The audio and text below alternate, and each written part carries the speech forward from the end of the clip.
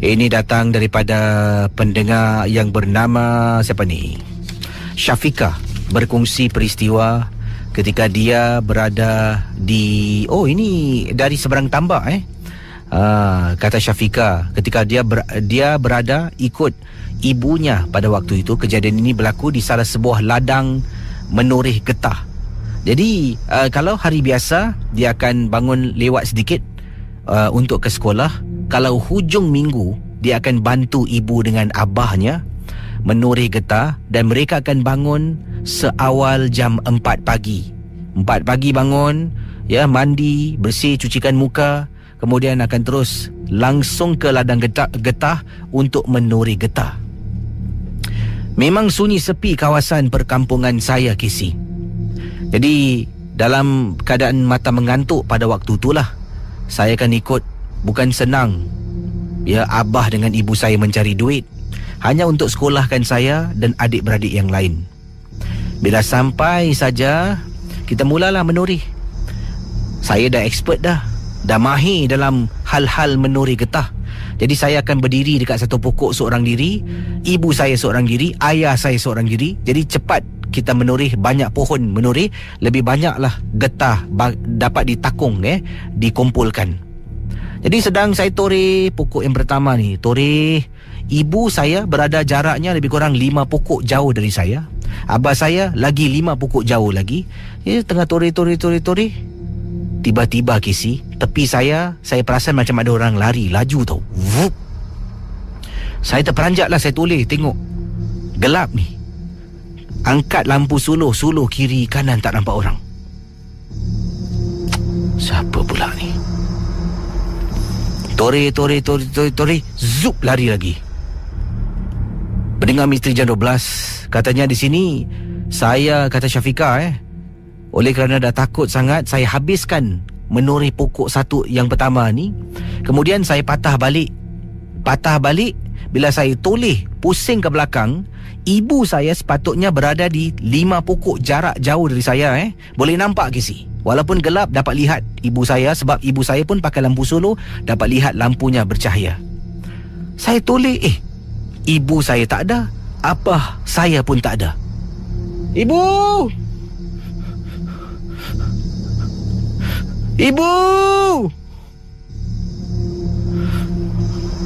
Bayangkan beliau seorang diri, kawasan ladang getah. Ibu, ayah. Alah. Ibu. Casey, saya jalan kiri kanan semua sama. Untuk pengetahuan Casey, ladang getah macam tu, jalan jauh-jauh 100 meter pun tetap sama sekitaran. Kiri kanan depan belakang semua pokok getah tersusun rapi. Saya rasa macam saya pusing tempat yang sama, Casey. Tempat yang sama. Jadi apa saya buat? Saya ingat lagi pesanan orang tua saya. Kadang-kadang bila kita menoreh ni, ada juga makhluk-makhluk yang akan mengganggu kita. Saya ingat pesanan abah dengan ibu saya. Katanya, Syafiqah, saya mengambil wuduk menggunakan pohon, debu-debu pohon. Saya solat 2 rakaat, solat sunat. Selepas saya beri salam, Assalamualaikum warahmatullahi, saya dengar suara ibu saya. Syafiqah! Habis salam yang kedua, saya pusing. Ibu! Angkat tangan. Pendengar Misteri Jam 12. Saya hilang tu, gaib macam tu, dekat ladang getah. Saya ingat lagi perkara ini berlaku agak lama dahulu. Itulah pengalaman ringkas Syafiqah yang dikongsi sama dalam rancangan Misteri Jam 12. Pendengar di 897, awal tadi anda dengar suara. Itulah suara yang dibuat oleh datuk kepada pengirim kita yang hanya ingin dikenali sebagai Tina, bukan nama sebenar. Casey, jangan sebutkan nama seperti yang ada tertera di alamat email saya, Casey. Tolong gunakan nama Tina, bukan nama sebenar sebagai nama samaran.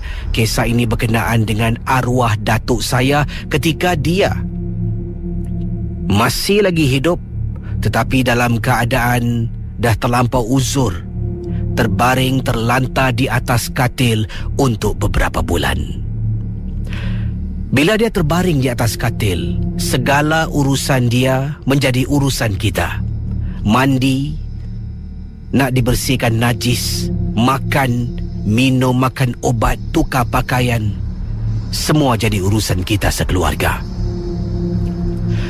Berkenaan dengan arwah atuk ni, katanya Tina, beberapa bulan sebelum atuk meninggal dunia, bila dia terbaring di atas katil, pada malam-malam hari dia akan membuat suara garau yang amat menakutkan. Pertama kali bila saya dengar, ahli anggota keluarga yang lain dengar, kami turut rasa terperanjat.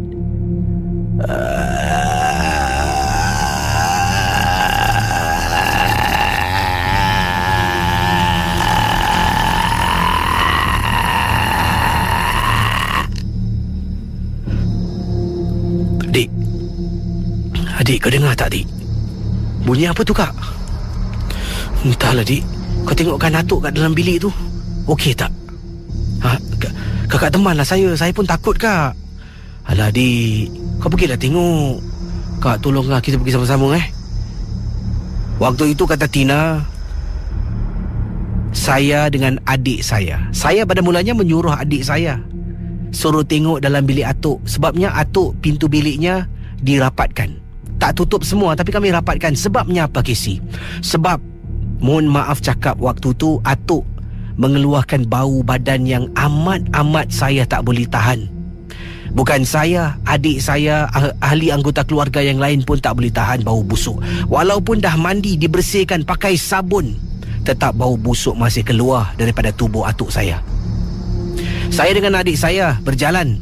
Waktu tu ibu dengan bapa saya tidak ada di rumah. Kami pun tolak pintu, nampak atuk mulutnya ternganga, dan memang benar suara yang menakutkan.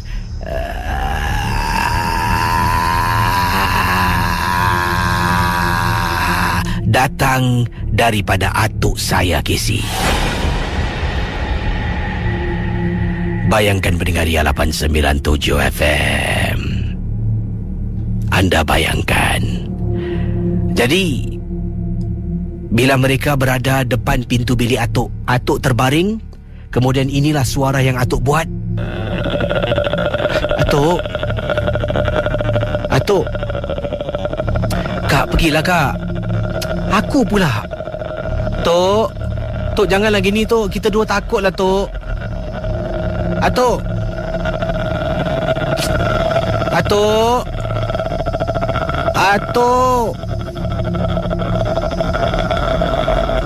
Pendengar yang 897, kata Tina, adik saya tiba-tiba membaca, Casey.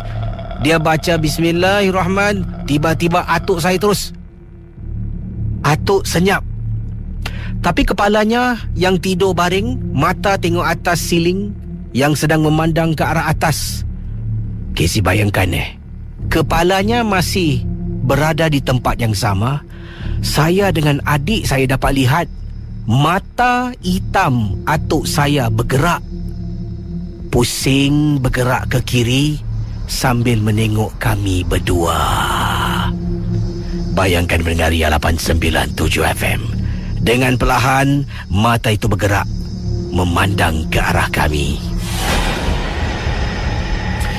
Tok jangan buat suara ni lagi, Tok.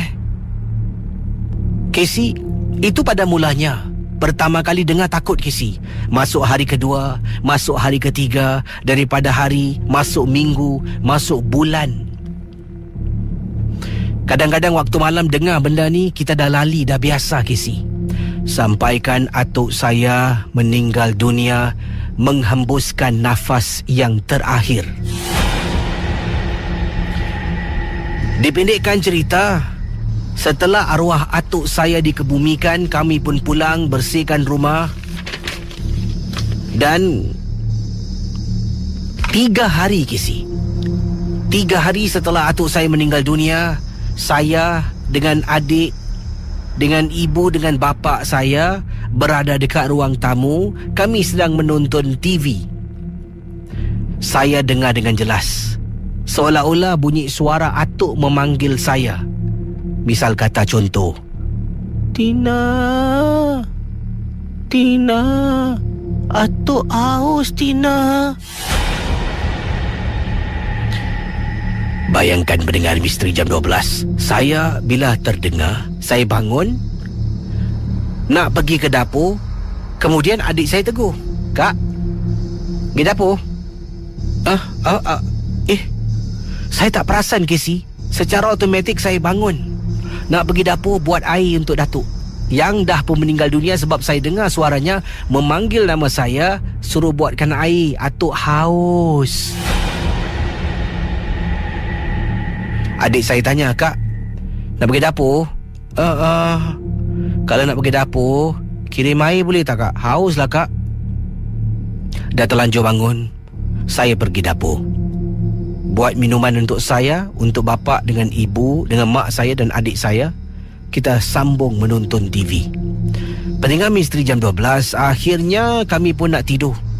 Ibu dengan ayah sebilik, adik saya tidur satu bilik, saya pun ada satu bilik. Bilik saya bersebelahan dengan bilik atuk. Bilik atuk adalah, sebenarnya bilik atuk ni adalah bilik yang saya gunakan sebelum itu. Dan saya ni sebelum itu tinggal di study room yang dibuat sebagai bilik tidur. Oleh kerana keadaan atuk tidak begitu baik, saya terpaksa pindah dan menggunakan study room untuk tidur. Arwah atuk pada waktu itu menggunakan bilik saya. Pendengar Misteri Jam 12, anda bayangkan Tina tengah tidur pada waktu malam, sedang nyenyak tidur di atas katil. Miring badannya memandang ke arah pintu bilik. Nak lelapkan mata.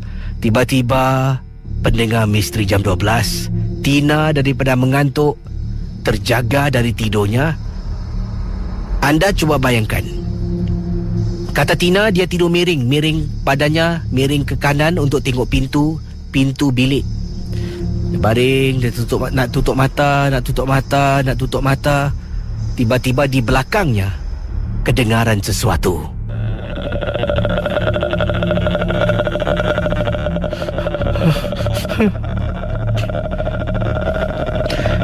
"Ida, tak kelakar lah, Ida." Ida adalah nama adik saya, Casey. Saya konon-konon marahkan Ida. Ida! Pendengar Misteri Jam 12, adik saya rasa dah masuk alam mimpi. Yang keluar datang tengok saya adalah ibu saya, mak saya katanya. Apa ni pekik-pekik malam-malam, ha? Mak tolong saya, Mak, bukakan lampu, Mak. Kenapa dengan kau? Mak saya buka lampu. Saya panggil mak duduk sebelah saya, dan saya katakan pada mak saya apa yang berlaku. Mak saya dengar pun meremang bulu roma. Dan mak saya kata, "Tak apa, malam ni, esok, mungkin malam-malam akan datang, mak akan temankan saya tidur." Casey, jangan cakap mak saya temankan saya tidur. Tak ada apa-apa gangguan berlaku. Mak tengah tidur dengan saya, terperanjat apabila kami berdua tidur di atas lantai lah. Sebab katil saya ni katil kecil, single bed. Takkan nak kongsi berdua, dan takkan nak suruh mak tidur atas lantai, saya tidur atas katil. Pada mulanya mak kata tak kisah, tapi saya tak nak lah, tak sampai hati. Saya pun ambil selimut, saya tarik tilam, letak di atas lantai. Saya tidur dengan mak saya. Mak saya dah tidur. Kemudian apabila saya memandang ke arah belakang, saya tengah baring ni, jadi mata saya, kepala saya dongakkan untuk tengok belakang, iaitu katil saya. Saya masih boleh ternampak, Casey, seolah-olah macam ada arwah datuk tengah baring di atas katil itu. Bayangkan pendengar Ria 897 FM. Dan dipendekkan cerita, kejadian ini mengganggu mak saya, dan mak telah pun mendapatkan bantuan seorang ustaz untuk datang rumah, dan ustaz nasihatkan kami. Dalam bilik ni ada banyak sangat barang-barang arwah atuk, termasuklah pakaian, termasuklah cara perabot-perabot ni diletak, disusun. Jadi kata ustaz tu, kalau boleh barang-barang arwah masuk dalam kotak, simpan tempat lain ataupun dibuang kalau tidak digunakan lagi, dan cuba buat alih katil, almari untuk ke satu sudut lagi yang lain.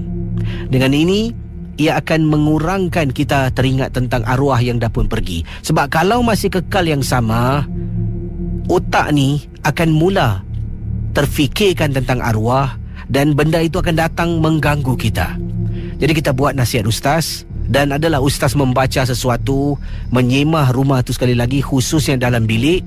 Alhamdulillah, katanya Tina, tidak ada lagi suara-suara yang menakutkan pada waktu malam. Terima kasih Casey, dan selamat tengah malam. Jadi ini kiriman daripada pendengar kita bernama Encik Hamid. Encik Hamid kirimkan email kepada saya ke alamat djkc897@gmail.com, dan beliau juga emailkan cerita yang sama. Boleh dihantarkan kedua-dua email, iaitu ria@mediacorp.com.sg. Jadi kalau sudah ada bersedia, saya tidak ingin membuang masa lagi. Mohon maaf, malam ni suara saya sengau sebab saya selsema, dan kalau saya bercerita setengah jalan saya terbatuk, mohon maaf zahir dan batin. Ya. Baik, kita teruskan kisah daripada Encik Hamid berkenaan dengan tugas beliau sebagai seorang pengawal keselamatan dalam Misteri Jam 12. Misteri Jam 12. Kalau berani dengar, kalau takut jangan.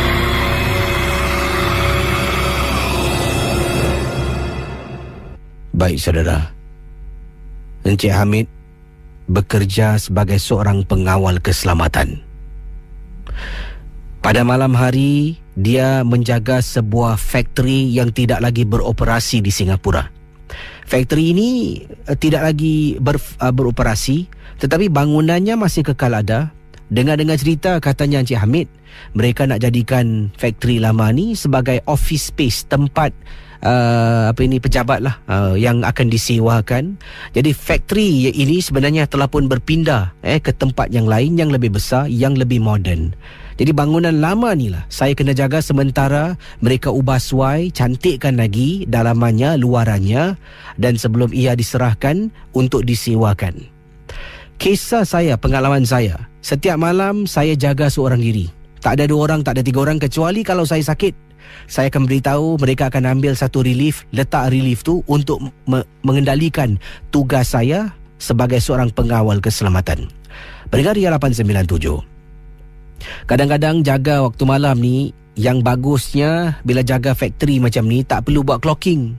Cuma duduk depan pagar, pintu pagar besi keluar masuk ni dalam office.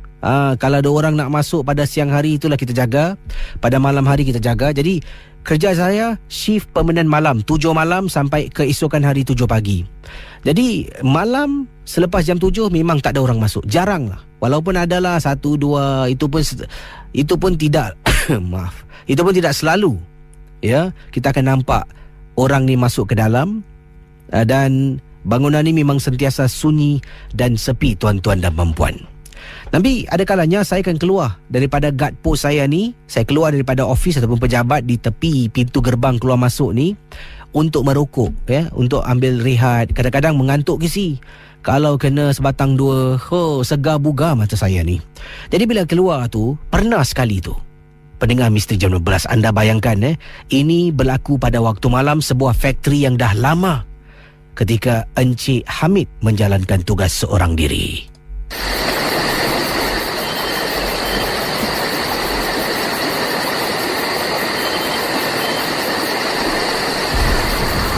Sejuknya malam ni. Nak hujan ni. Kenapalah? Bilalah aku nak tukar tempat? Boring pula, tak ada members.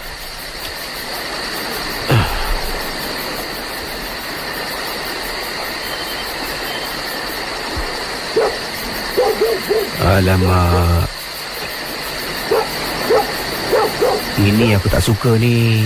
Bunyi anjing pula. Hei, shoo, shoo, pergi. Ha, ha, shoo, shoo. Pendengar Ria 897. Kata Cik Hamid, ketika dia bertugas pada malam tu, anjing datang. Anjing datang menyalak. Kemudian Cik Hamid hentak kaki, campak kayu untuk halau anjing tu keluar. Yelah, kalau dia masuk dalam, masalah kisi, saya nak kena halau keluar. Jadi nasib baiklah, setengah jalan dia nak masuk dekat pagar, nampak kayu, saya baling kayu tu, dan anjing tu lari lintang pukang. Saya terus menghabiskan rokok saya, nak masuk dalam balik. Dekat luar tengok cuaca dah agak gelap sedikit. Bunyi cingkrik memang kuat pada malam tu. Jadi setelah anjing tu menyalak, saya pun dah habis merokok. Saya pusing nak masuk ke dalam. Pendengar Misteri Jam 12, bila saya berada di dalam guard room saya, ini yang berlaku. Anda bayangkan.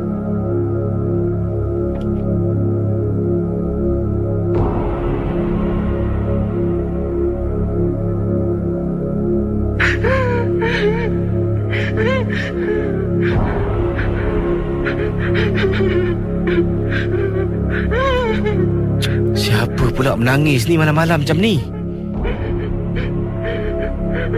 Hello? Siapa tu nangis? Hey! Hello? Alamak. Kata Encik Hamid, saya hentak meja, hentak kaki beberapa kali sebab ofis saya ni adalah kontainer panjang. Tangisan berhenti. Tiba-tiba atas bumbung kontainer dengar bunyi telapak kaki orang lari ke hulu ke hilir beberapa kali dalam jangka masa yang agak lama, Casey. Casey, saya diamkan diri. Dan saya dapat dengar tau, Casey, dekat atas bunyi lagi. Lari kiri, lari kanan. Hei! Tak ada kerja lain apa? Bodoh betul lah. Maaf cakap, Casey. Saya memang tak boleh tulis, tetapi saya selepas itu menggunakan kata-kata kesat dengan memaki hamun benda yang lari dekat atas bumbung. Dah maki hamun semua, saya pun beranikan diri. Saya keluar daripada guard post untuk tengok dekat atas bumbung. Memang ternyata tidak ada sesiapa di atas. Saya keluarkan lagi sebatang rokok. Yalah, kalau tadi isap rokok sebab mengantuk, kali ini dah tak mengantuk tapi takut. Saya seorang diri, Casey. Kalaulah kena cekik dengan hantu isap darah, itu permainan fikiran saya. Memang kelakar lah. Tapi kalau dah takut, macam-macam benda kita akan fikir. Saya berdiri dekat luar. Tangan saya lipat, tangan kiri dan kanan. Satu lagi tangan tu saya memegang rokok. Bodoh betul lah. Tak ada tempat lain ke nak kacau?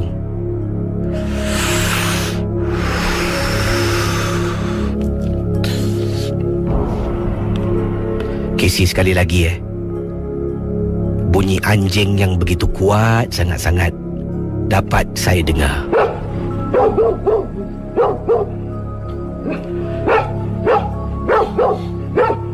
Pendengar ya, kata Cik Hamid, apabila saya toleh dekat belakang saya itu pintu pagar, anjing tu tak masuk pun. Dalam seekor, dua ekor anjing berada dekat pintu pagar. Dia ke depan, dia lari dekat pintu pagar. Sampai pintu pagar dia berhenti. Dia tengok atas. Atas tu memandang ke arah bumbung kontainer office saya tu. Dia tengok atas tu. Dia gostan balik ke belakang. Kemudian dia lari balik. Dia gonggong lagi menuju ke arah pintu besi, pintu gerbang, tapi tak masuk. Saya pun pandang atas. Apa si anjing ni nampak? Seram, Casey. Saya terus mendapat idea dan ilham. Saya telefon members. Saya ada seorang kawan yang tahu dan bagus fasih tentang hal-hal ini. Jadi apa yang berlaku? Saya telefon dia. Saya kata, aku ada masalah. Sini aku ada. Saya cakaplah, tadi nampak apa, dengar apa dan sebagainya.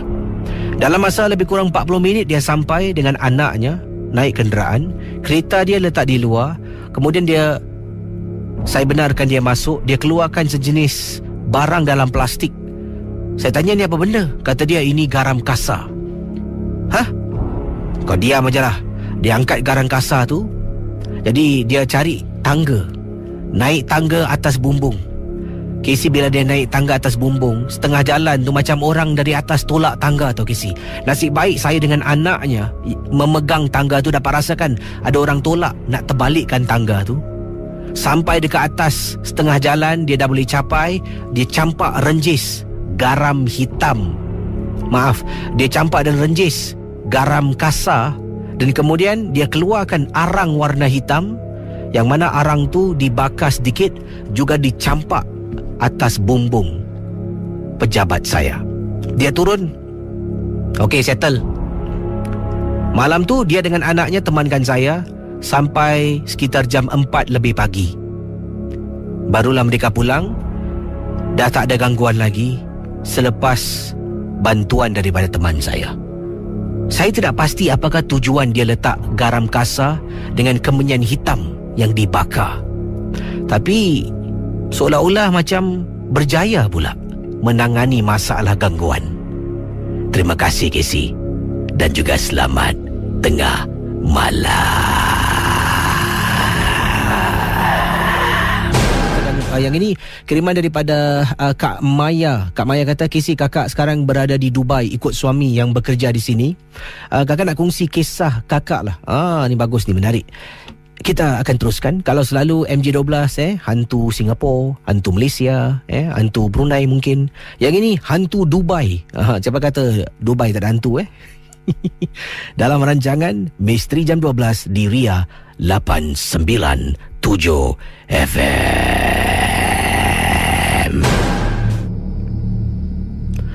Baik, kisah daripada Kak Maya minta maaf, terbatuk pula, yang menetap di Dubai kerana suami bertugas di sana. Dalam kiriman Kak Maya mengatakan di Dubai ni, negeri Arab ni, mereka tidak percaya dengan hantu, tapi mereka percaya dengan jin, Gisi. Samalah orang Melayu akan berikan nama jin hantu. Nampak hantu ni kata nampak jin hantu. Jadi itulah orang katanya, orang Dubai kat sini percaya pada jin. Sini pun amalan-amalan, ilmu-ilmu tertentu pun dahsyat.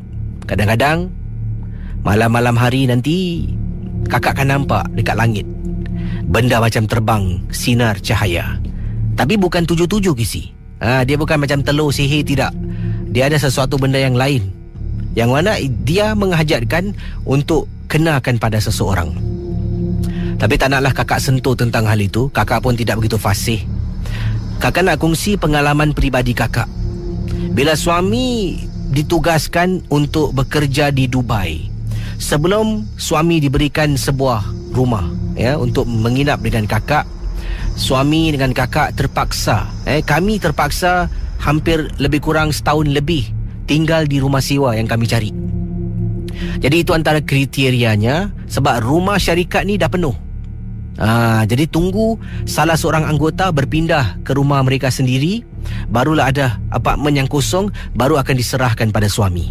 Jadi oleh kerana itu antara syaratnya, dan ini adalah peluang keemasan yang kakak dengan suami tak nak lepaskan. Gaji pun agak lumayan. Anak-anak tinggal tak ikut, tinggal di Singapura sebab mereka masih bersekolah, tinggal bersama dengan kakak, kepada kakak lah. Dan apa yang berlaku, kami menyewa sebuah rumah apartmen yang agak kecil, Kisi. Kalau boleh kakak katakan saiznya seperti rumah 3 bilik Singapura. Tapi rumah 3 bilik yang lama, dapur besar, Kisi. Dapur ni just nice, saiz yang kecil, hanya untuk masak kecil-kecilan, panas-panas kalau okey lah. Dan apa yang berlaku, bila pindah dekat rumah tu, seminggu kakak dengan suami tinggal bersama. Selepas tu suami dah sibuk ulang alik. Sebabnya bila sampai, kita diberi masa lebih kurang sebulan untuk settle down, untuk tahu jalan sana sini. Jadi dalam masa seminggu dah dapat rumah, duduk dengan suami di rumah. Suami pun mula ulang alik, walaupun tidak bertugas secara rasminya. Suami perlu fahamkan bagaimana nak ke pejabat, bagaimana nak pulang, pukul berapa mengambil masa. Suami tengok bawa kakak sekitaran, ada tak pusat membeli belah untuk beli barang-barang pasar dan sebagainya. Akhirnya bila suami kakak keluar bertugas Itu sebulan selepas duduk sana. Kakak pada mulanya dapat rasakan macam rumah ni ada sesuatu yang tak kena sangat-sangat. Sebabnya apabila kakak dengan suami berada dalam rumah, kadang-kadang kakak nak solat dalam keadaan kakak sedang rukuk. Nanti daripada berdiri, kakak nak tunduk untuk rukuk. Waktu itulah seperti ada orang tolak punggung kakak dari belakang. Pada mulanya kakak ingatkan mungkin tersandung pasal telekung. Kakak tidak indahkan. Tapi setelah perbuatan ini berlaku beberapa kali, kakak mula syak wasangka ada sesuatu yang tak kena dengan rumah ni. Tapi tetap kakak tidak indahkan sebab gangguannya hanya waktu-waktu macam itulah. Malam hari tengok TV dengan suami, tidur, besok bangun pagi, kita keluar dan sebagainya. Jadi bila suami dah mula bekerja sebulan selepas itu, barulah kakak rasa sunyi dan seram bila duduk dalam rumah tu seorang diri. Casey, anda bayangkan Casey, waktu 4 lebih petang. 4 lebih petang, kakak sedang duduk dekat ruang tamu. Tiba-tiba pintu bilik kakak bunyi orang hempas begitu kuat. Dalam rumah kakak, tingkap semua tertutup rapi Casey. Tingkap satu pun kakak tak buka sebab aircon. Bilik, ruang tamu, semua aircon. Kakak bangun, tengok pintu bilik dah tertutup. Kakak tolak buka balik pintu bilik. Sambung balik duduk dekat depan. Tengah duduk tukar saluran, bam! Bunyi pintu dihempas begitu kuat. Pintu bilik kakak dengan suami. Toleh belakang, perhatikan, tengok pintu tu. Macam mana boleh tutup Kakak cuba cari penjelasan. Setidak-tidaknya ia tidak akan menakut-nakutkan kakak. Jadi kakak pun malas nak buka pintu tu lagi. Kakak duduk sambil menonton TV. Dan kakak pun telefon suami. Suami jawab panggilan. Kakak tanya, bang, balik pukul berapa bang? Dah on the way ke? Suami kata hari ni dia ada banyak kerja sedikit sebab itu merupakan hari yang pertama suami datang ke tempat kerja. Dia ingin tahu dan ingin habiskan kerja-kerja yang lain. Jadi suami kata balik lambat. Okeylah bang, saya dah masak tau, nanti kita makan malam sama-sama kata kakak pada suami. Suami kata okey. Kemudian sebelum letak telefon, nanti apa dia bang? Awak kat rumah dengan siapa? Dengan kawan baru ke? Suami ajak gurau lah. Yelah, mungkin ada jiran ke yang kakak datang untuk temankan kakak. Kakak sebenarnya tak tahu yang suami bergurau. Suami pun tak tahu yang kakak tadi baru kena ganggu. Jadi suami gurau tu memang gurau. Kakak pun marah. Abang jangan macam-macam bang Cakap bukan-bukan tak kelakar bang. Yang awak ni marah saya kenapa? Saya mana ada kawan bang. Saya seorang kat rumah ni tau. Abang jangan buat kelakar lah. Tadi bila awak cakap dengan saya dengar ada orang cakap dekat belakang background. Awak seorang rumah ni? Lah bang, bila saya kata dengan suami saya memang seorang, dalam masa yang sama Casey, suami saya dengar orang bernafas dekat tepi telefon. Kata suami bunyi dia macam lah bang. Okeylah, tak adalah. Suami bila dah dengar, tak nak takutkan saya. Suami dah faham situasi. Suami pun kata Kak Maya, konon-konon pura-pura macam memang dia bergurau je lah, padahal dia dah dengar sesuatu. Okeylah.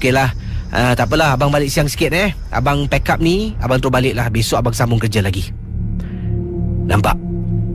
Kakak masih tak tahu yang suami dah tahu, dah terdengar sesuatu tadi. Letak telefon. Casey, sebelah kanan kakak ada langsir.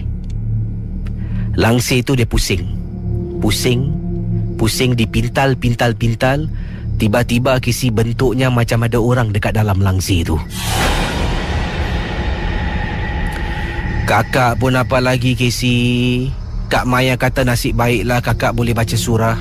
Kakak ada hafal surah Yasin.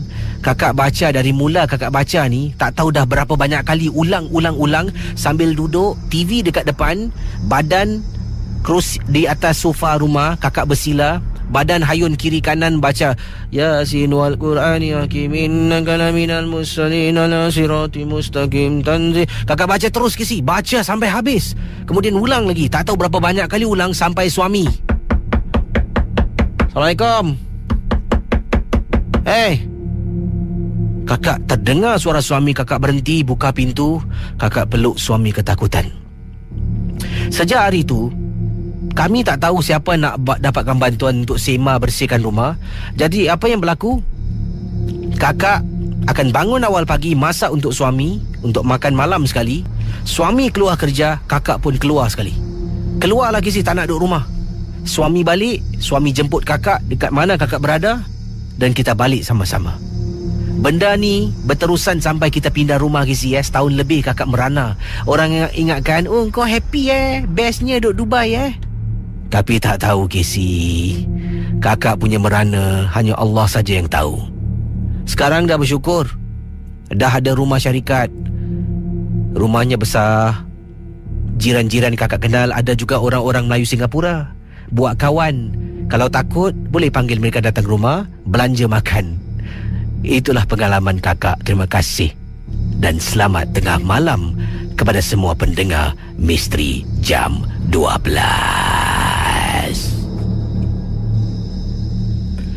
Baik saudara pendengar Misteri Jam 12, saya akan bacakan kisah selanjutnya ini.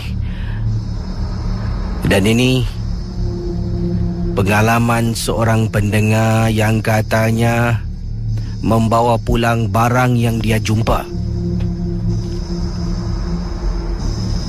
Beliau sebenarnya membawa pulang sejenis cermin yang dia jumpa di tepi lift dekat kolong blok rumahnya.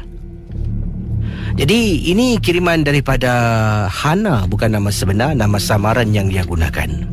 Saya ni seorang pelajar sekolah menengah ketika kejadian ini berlaku Kesi. Jadi sekarang ni beliau dah berumah tangga lah Tapi ketika kejadian ini berlaku, kata Hana, saya adalah seorang pelajar sekolah menengah. Balik sekolah, kalau tak silap saya waktu tu jam 5 petang. Saya balik sekolah dan tengah tunggu lift nak turun bawah, saya terpandang di tepi lift ni ada orang buang barang. Dia masukkan dalam kotak Kesi. Kotak apa saya tak pasti, tapi kotaknya agak besar. Dalam kotak tu macam-macam barang ada orang buang.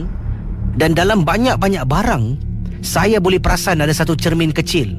Saiznya macam saiz telapak tangan. Boleh dibuka, ditutup. Saya ternampak cermin tu. Saya pun menghampiri cermin tersebut. Bongkok, tarik keluar, kesat-kesat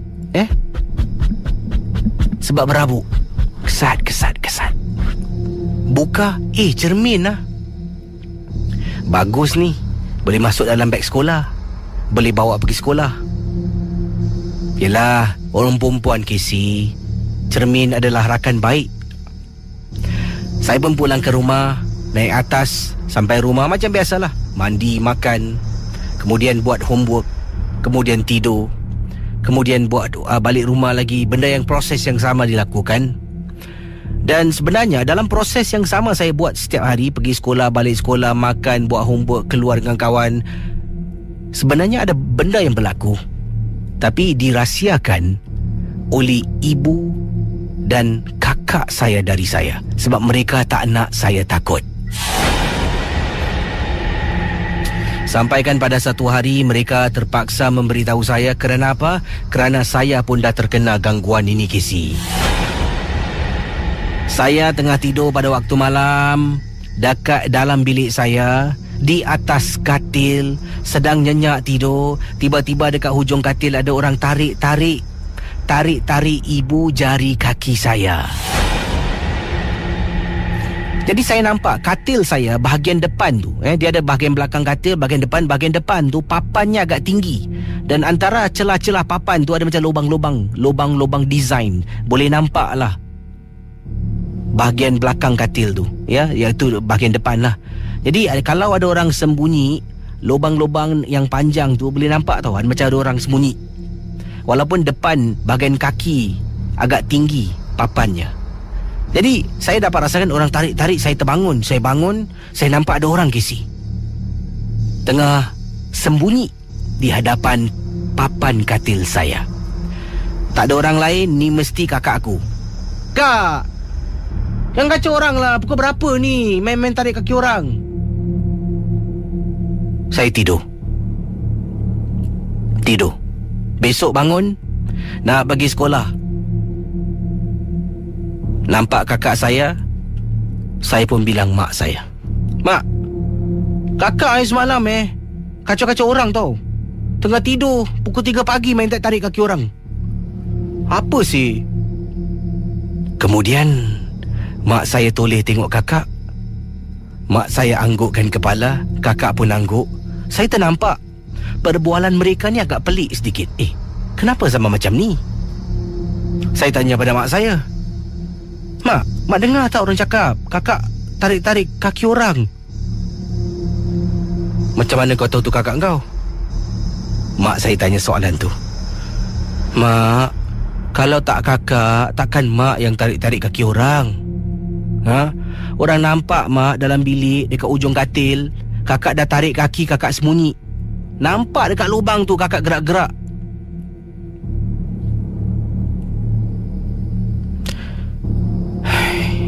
Baiklah. Memandangkan kau pun dah terkena, mak terpaksa bilang kau. Apa ni mak? Mak jangan takutkan orang lah. Apa? Kenapa mak? Apa jadi mak? Dah berapa minggu ni mak dengan kakak kau pun kena gangguan yang sama.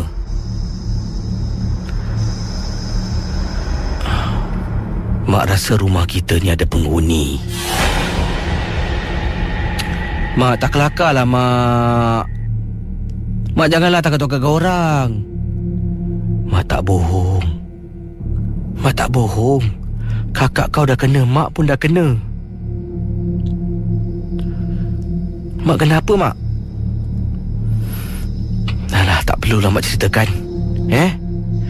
Nanti mak akan usahakan cari orang untuk tengok rumah ni. Kak, malam ni saya tidur dengan kakak boleh tak? Bolehlah, boleh. Pendengar Misteri Jam 12, beliau katakan beliau dengan kakaknya memang sering bergaduh. Dan dia tak suka kakak tidur dalam bilik dia, dia tidur dalam bilik kakak. Jadi kakak pun tak nak beritahu apa yang berlaku. Jadi oleh kerana saya ni dah takut sangat, saya terpaksa tebalkan muka cakap nak tidur dengan kakak. Kakak saya nasib baiklah understanding, benarkan saya tidur dengan dia. Casey, kakak saya tidur di atas katil, saya tidur dekat atas lantai beralaskan tilam. Tengah tidur Casey, pintu bilik kakak saya tutup. Dengar orang cakar-cakar pintu bilik kakak saya, Casey. Kakak yang tengah tidur, saya pusing, capai bahagian atas katil tu, saya tepuk tangan kakak saya. Kak. Ada apa dik? Kak dengar tak? Ada orang cakar-cakar pintu.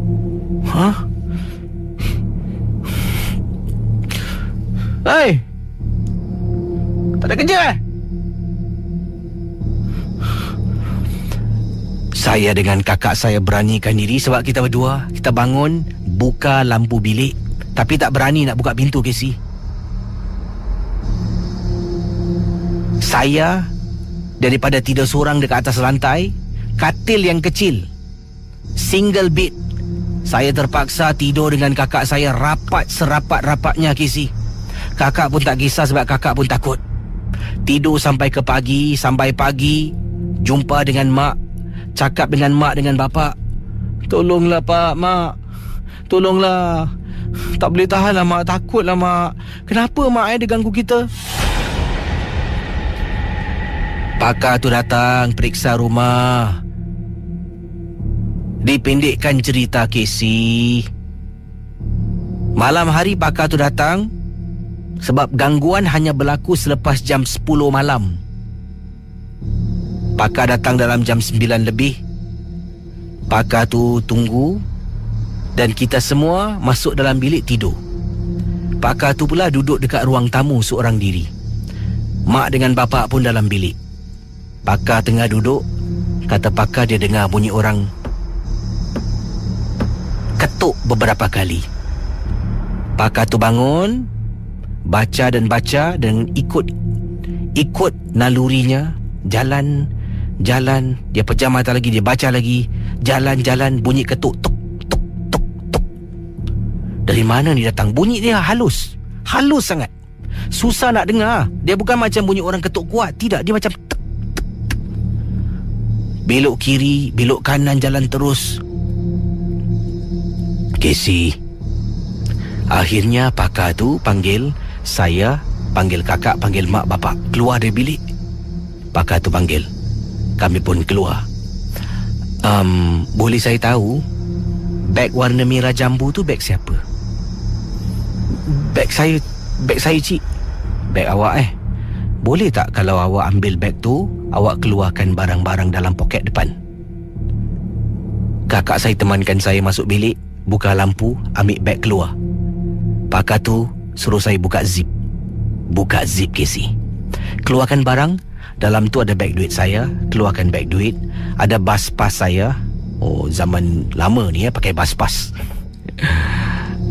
Kemudian Casey, keluar cermin yang saya jumpa.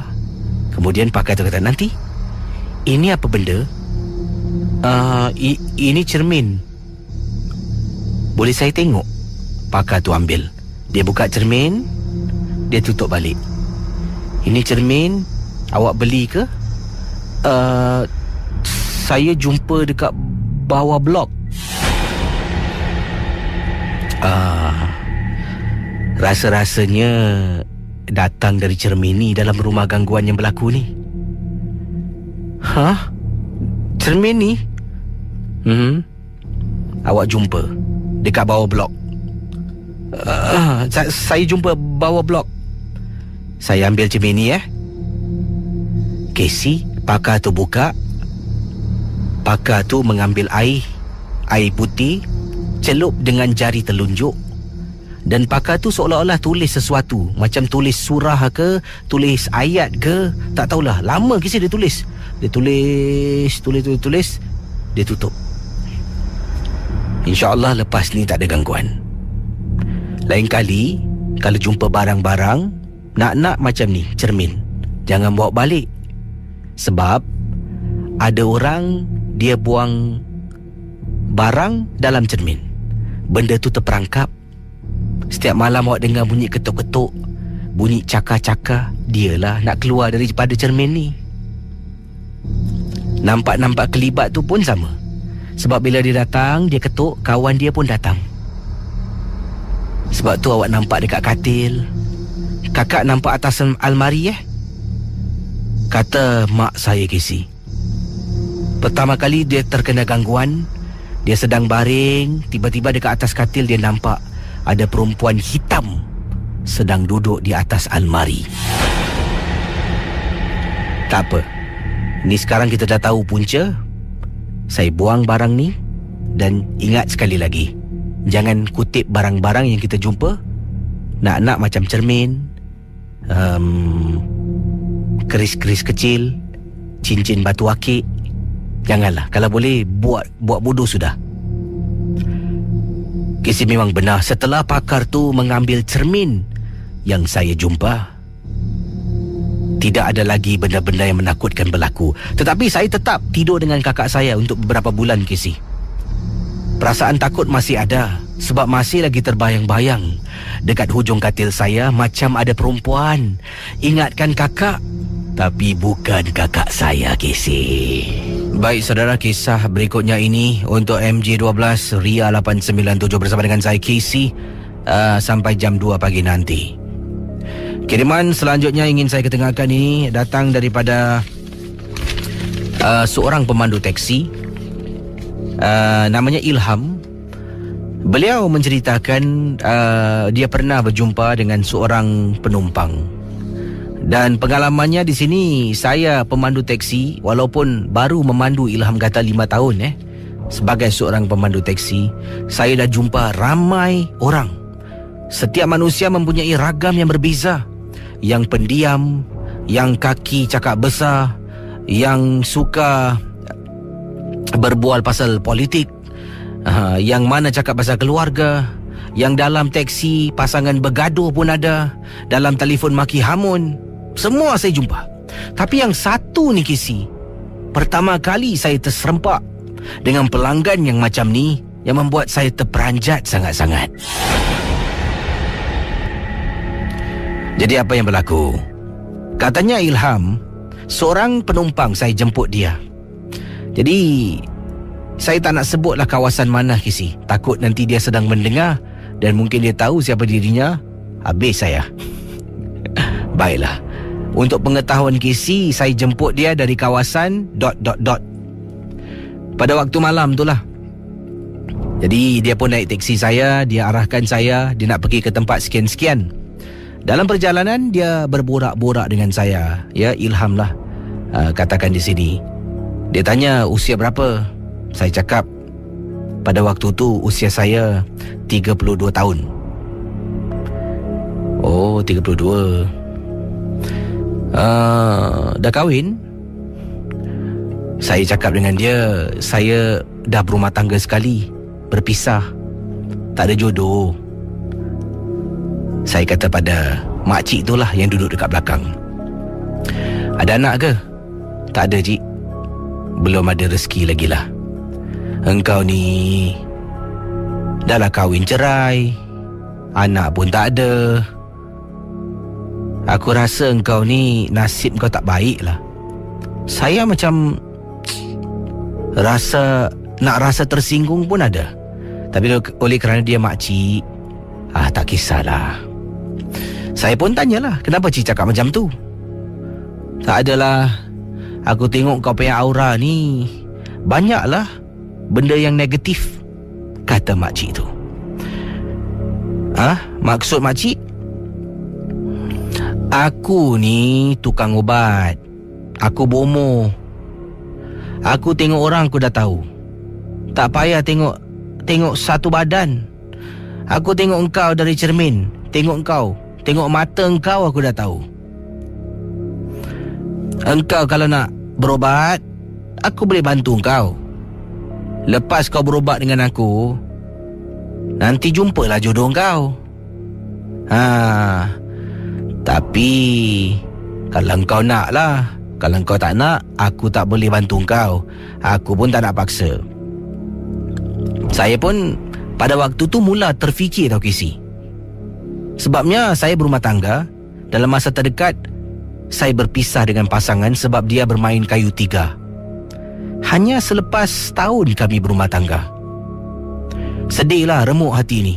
Tapi apa nak buat Casey? Jadi bila makcik cakap macam tu, mula-mula ingatkan makcik ni gurau senda, kategori makcik-makcik macam Baham. Tapi selepas dia bercakap dengan saya, dan setelah itu dia kata lagi, aku tahu isteri kau tinggalkan kau kan, pasal dia ada lelaki lain. Saya terdiam. Dalam hati saya bercakap, makcik ni bukan makcik-makcik macam Baham ah. Macam mana beritahu Engkau tak perlu beritahu aku. Aku dah cakap dengan kau. Aku bomoh handal. Aku tengok mata engkau, aku dah tahu apa masalah kau. Isteri kau main kayu tiga dengan jantan tu. Tapi jantan tu kau jangan salah faham. Bukan salah isteri kau. Jantan tu pakai barang. Tewaslah isteri kau.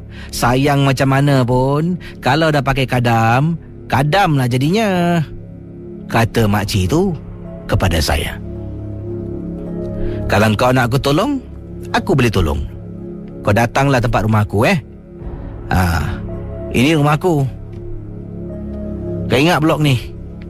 Aku tinggal tingkat 9. Ya, ingat? Rumah aku pintu cat hitam. Tapi nanti kau datang rumah aku, jangan datang petang-petang. Lepas maghrib kau datang. Bila kau datang rumah aku, kau nak minta tolong, kau jangan ketuk pintu beri salam. Jangan Blok ni tingkat 9, pintu ujung kali hitam. Kau datang kau ketuk pintu je. Dah. Aku nak turun. Pendengar Misteri Jam 12, makcik itu turun dari teksi tanpa membayar sebarang wang, dan saya rasa tak bersalah pun. Macam, kenapa makcik ni tak bayar aku duit Dia turun teksi seolah-olah saya macam kena pukau. Dia berlalu pergi, tutup pintu. Saya pun pandu dalam hati, dalam baik makcik ni tipu aku. Tapi tak kisahlah Casey, saya lebih tertarik pada dia yang nak bantu saya. Pada suatu hari, entahlah Casey, mungkin nasib menyebelahi saya. Saya dah memang tekad dan nikat nak jumpa dengan makcik ni. Casey, betul. Saya dah katakan, malam ni aku dah kayu taksi, duit sewa, duit minyak semua dah cover. Aku nak jumpa, tengok apa dia boleh buat. Kebetulan pada petang tu, saya pergi rumah mak saudara saya untuk makan. Tengah makan-makan, dia keluar dari bilik. Ilham, ni tengok, cantik tak? Dalam hati, cantik juga. Siapa ni, cik? Inilah Mak Ja nak kenalkan kau dengan dia. Yelah, isteri kau kan dah tinggalkan kau. Ini pun orang kampung. Kalau kau okey, kita jalankan. Casey, mungkin Allah membantu saya supaya saya tidak terpesong meminta bantuan selain darinya. Saya hanya senyum melihat makcik saya. InsyaAllah cik usahakanlah. Saya berjumpa. Seminggu kemudian, berjumpa dengan keluarga gadis ni di rumahnya di seberang tambak. Baik orangnya. Dalam masa 6 bulan Casey, kami bertunang. 6 bulan berumah tangga. Sampai ke saat ini, beliau setia dengan saya dan dikurniakan satu cahaya mata. Saya tak pasti apa akan jadi pada diri saya kalau saya pada hari itu tidak pergi ke rumah makcik untuk makan, dan saya jumpa dengan makcik satu lagi ini yang kata nak bantu saya. Apa akan jadi dengan hidup saya? Terima kasih Casey, dan selamat tengah malam.